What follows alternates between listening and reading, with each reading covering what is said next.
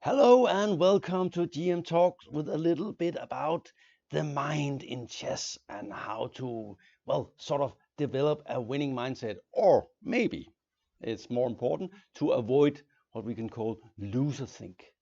As some of you probably know, the brain has a lot of biases. You can have biases where your brain is sort of not seeing the world as it is, but it's sort of twisting the world a little bit and making you make bad decisions. This is also something that applies to chess. I know it firsthand from when I was a poker player, and as a chess player, I also see this. One of the biggest problems in the world is what we would call overconfidence bias.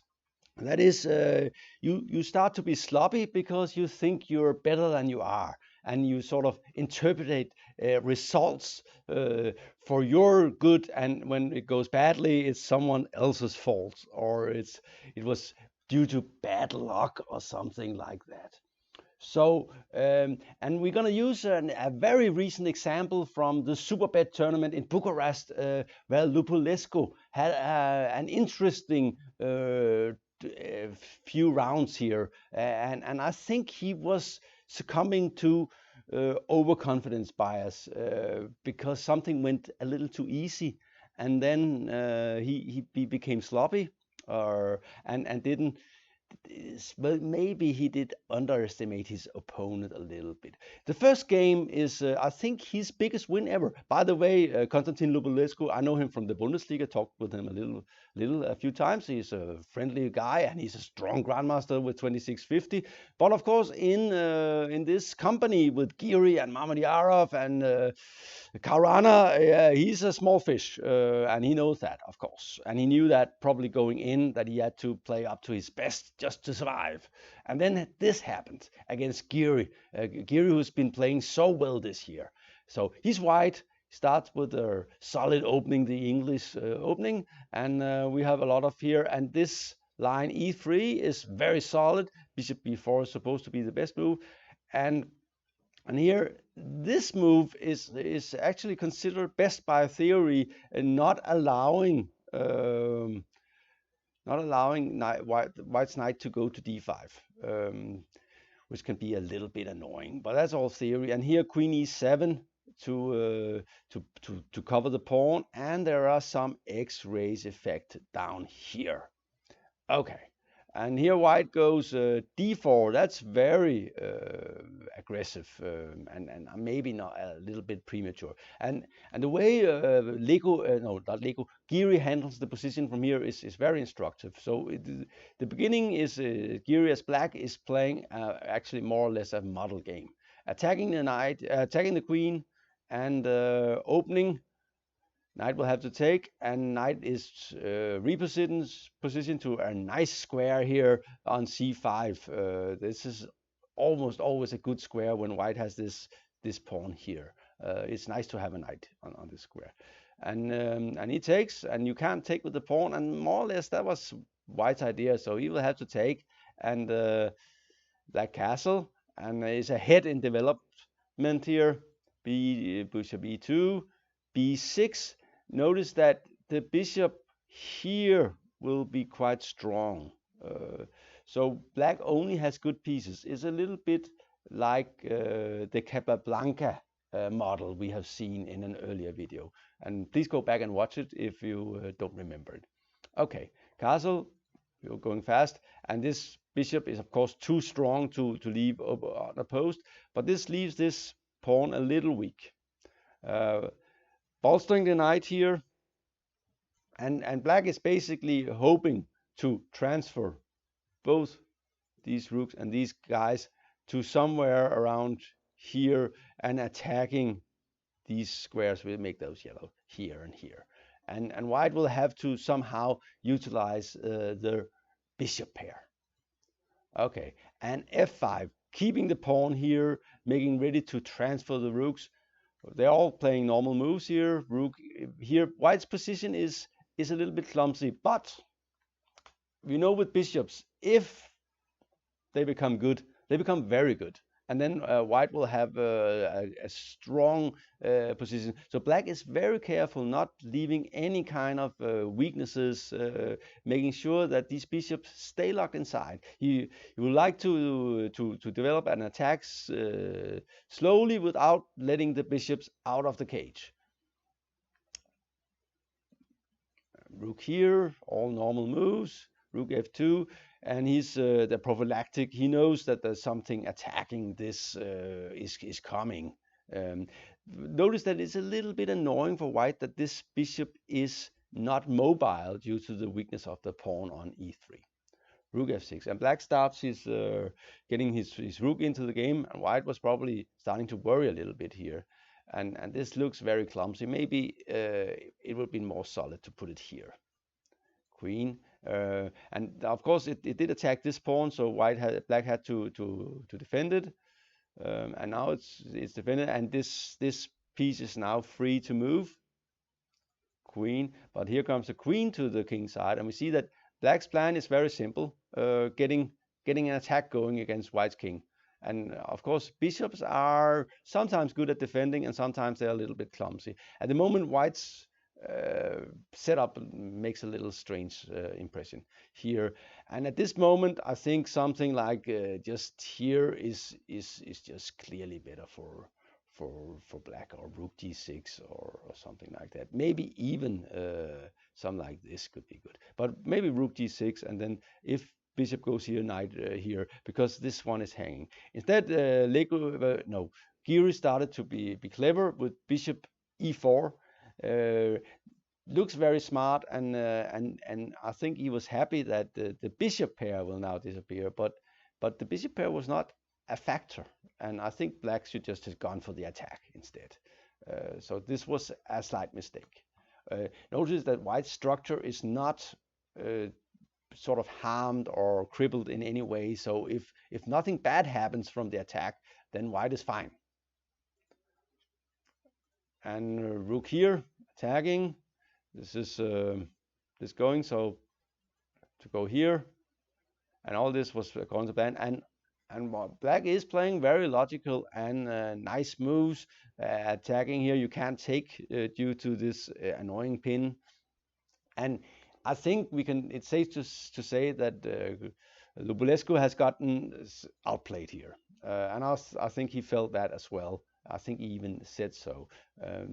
But he's a tough fighter, and he knows that you cannot give up. And getting all these heavy pieces to the king side also makes other parts of the board vulnerable. Queen here, and here comes the counterattack. So this king might not be that safe. There's a back rank here that could be of interest to white, and it doesn't look like you're getting made in any time soon. Black keeps going for it, taking here, also interesting, but now the initiative swings towards white, and I think here I'm sure that Giri was feeling that he was completely crushing this Lupulescu guy, right? He's just getting smashed. But okay, white is threatening mate in one, and here there are some problems, because at the moment, of course, this pawn is under attack, and but if white could get this in, then it would be very, very dangerous for black. Okay, Giri decided to go back, and rook here. And this position is very interesting. It turns out, I was analyzing it, and it turns out there is only one good move for black here. The smart thing about this move is that it sort of clears the e-file. So white is getting ready to move the rook, especially to this square. And then if it's here, then this starts to be a serious threat.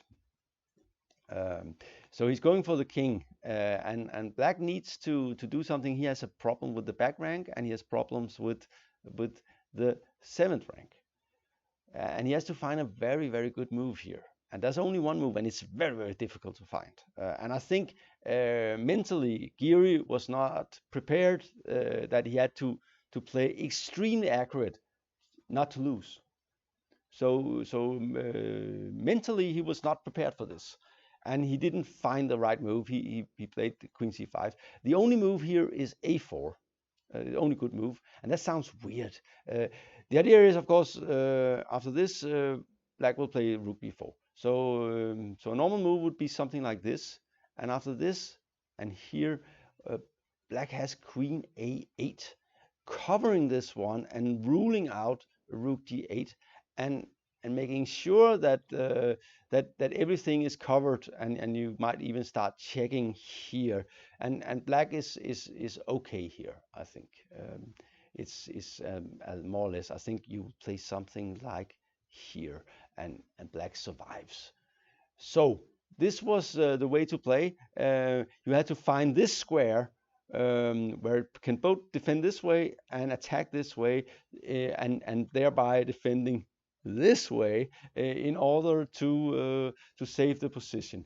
A wonderful maneuver, but very, very hard to find, and probably Giri didn't have much time. He played queen c5, and then came here, starting to set up a battery on this way, and the king here is feeling unsafe, and there came another mistake here, and now he's actually made it, because the queen gave up control over this square. The thing to notice here that is that this sets a trap, because you were thinking maybe, what about this? But then there's this, and check, and picking up the rook. Can you follow that line? Maybe not. Then you have to go through to the game yourself. It's a good game, by the way. But here, he gave up control over this square. So now comes rook e8, and it's all over. It's mating, and Lupulescu is beating Anish Giri with 27-80 after having been in huge trouble. And well, of course, white goes out, and there's no, and white is basically, yeah, he's totally winning here. And he could probably have played a little bit more accurate. So that was nice for Constantin, right? Then comes, we will not save the game, another game against Mamedyarov, and Lupulescu is white against Mamedyarov, so I will go forward. And I think, of course, Lupulescu got a lot of confidence, maybe overconfidence, from this game. And he said, okay, these guys, these 27-something guys with 27-80, and Mamedyarov is 27-70, they can lose. You can beat them. They can mess up. They overlook things just like me, you and me. They're just human. They can lie down. And then maybe he gave up his sense of danger a little bit. And Mamedyarov, he likes to go his own way in the opening and confuse his opponents. By the way, Mamedyarov is one of my inspirations in chess, because he's very good with the rooks. And we will see this in the game, so I'm not going to talk anymore about it. This setup looks a bit weird, but it can't be that bad. It's sort of fianchetto the bishop, but it's not clear that it's worse here than it is here. So it's probably not so bad. The knight on the e7 looks a bit weird, though. We'll just go fast forward. Nice, interesting game. White is trying to do something, and is opening here, and black just say, okay, I will have to accept that my pawns are doubled. And in general, we don't like double pawns, but in this stage of the game, these pawns here are not weak. This is not a problem. And he takes, and Mamedyarov always likes to bring the heavy stuff into the game fast. So here comes the queen, and to the king side. But there is a problem. and the dark squares are somewhat weakened. So, and I think Lupulescu was feeling that this guy is experimenting in the opening and he's in trouble, but it's not so clear, even though it looks kind of good for white. And check, all very interesting. So let's see. Moved here, take, and here. This position, I think, should be a little bit better for white, but it's maybe not so bad for black, and it's not so easy to play. We'll just go on. Play normal moves, centralize. There's a pawn here being attacked, and f4 was weakening, but at the same time gaining space. It's always a big discussion if you will accept that. It makes sense to put all the pawns on white to make this on black to make this white squared bishop good. f5 and knight goes back. It has served its duty on h4, giving black some problems with the queen. Centralizing, and here black has good control in the center. He has an okay safe king and 2 knights, and he's probably fine, but at the same time white's position is okay. I think it's probably equal. Getting the king out of the way for a check is always sensible. Okay, white has a plan here to play, push the wrong square, b4, and black says okay, and here getting away. And I think I would prefer to have, and this especially against a player like Mamedyarov, I would have loved to have this bishop here.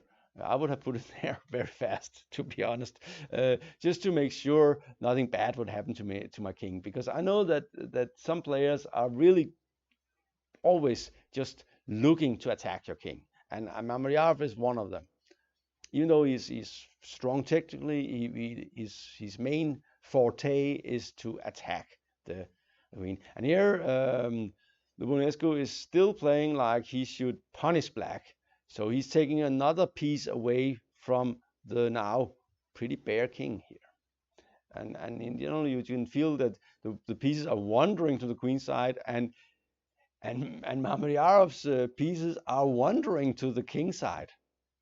And this would for me that would just have sent alarm bells ringing, saying, "Uh-oh, I don't like him coming close to my king with.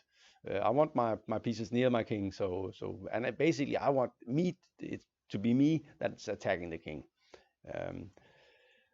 Okay, if this disappears, then it's mate. So knight to hit it back, but that weakens here. And that also sort of weakens this complex, because this pawn is sort of, well, we will see it, and of course now white is aware that okay, he's moving a lot of pawns, and they might become weak. So black is definitely trying to start some attack, and d3.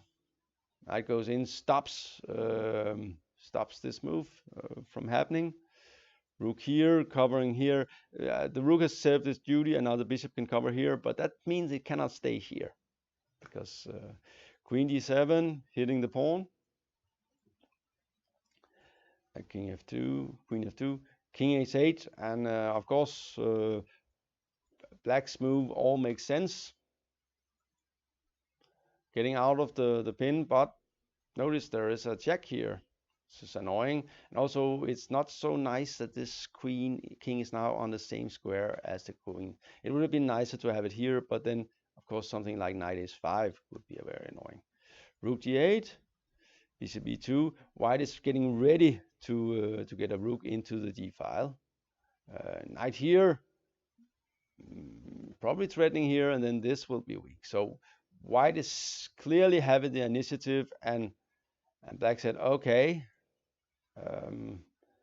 nothing bad is going on here, and black has another idea, and this is what I would say the Azerbaijan school of chess is like they are constantly talking to their pieces, saying, "Okay, my little friend, where can you go to be more active? Where do you want to be?"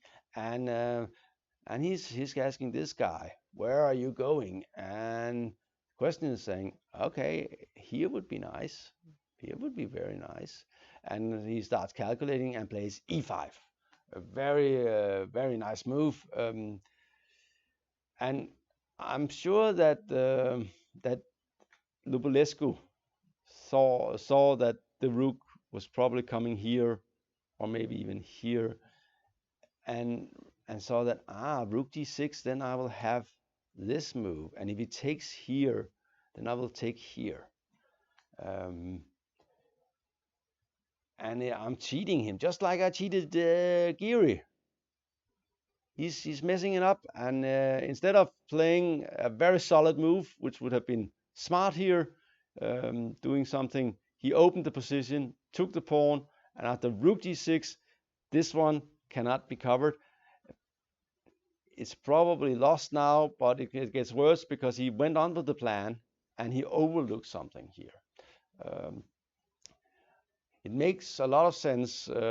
Take here, and now the plan was this move. So what did he overlook? What is it that he overlooked? And it's kind of difficult, so you can understand why he missed it. But also, I think if he had not won against Leko, he would not have missed it. He would have said, okay, this Mamedyarov guy is really dangerous. And he doesn't miss tactical stuff. And he doesn't miss sort of double attacks with knights, these kind of forks. So what's going on here? Knight h4 is such a natural move, and he wants to take, and what happens? And I'm sure he first here he saw what's going on. So let's see the move. If he played it, he didn't play this move. If he plays this, what goes on? And black has a really nice move here. Boom. And it suddenly all makes sense. There's a problem here, of course, but the big problem is that if he takes on t7, then black will take here, and that will be with check. So he will get the knight back afterwards because it has to go into a pin. Very nasty, very smart tactics, and probably easy to miss. But I still think that Constantin would have seen it. He's not had this fortunate sort of incident against Giri earlier. Instead, he tried d4, and of course the whole thing is not funny anymore. Queen is coming, and of course knight takes f5, rook d3 is the same problem. Knight has to go, takes, and the real nasty takes, and white gave up. The computer says it's made in 8 moves, and you definitely cannot find a defense for white. There are many threats. It could be, but of course this one is just coming up. Rook takes h3 is sometimes also a big serious problem. And yeah, this was the end of the game, and Lupulescu gave up, and I'm sure he will not underestimate these 2780 guys again. If he did, he might just also have overlooked. But the thing is, when you're playing against a really strong player, and that's what happened with Giri, and suddenly he won, and you're saying, and in general, when you play these guys, when it looks too good to be true, it is too good to be true. It's a little bit when you think something is probably bullshit, it's always bullshit. And it's a little bit like that when you're playing against really strong players. They always have something. It's just don't fall for it. Find out what kind of trap they had set for you.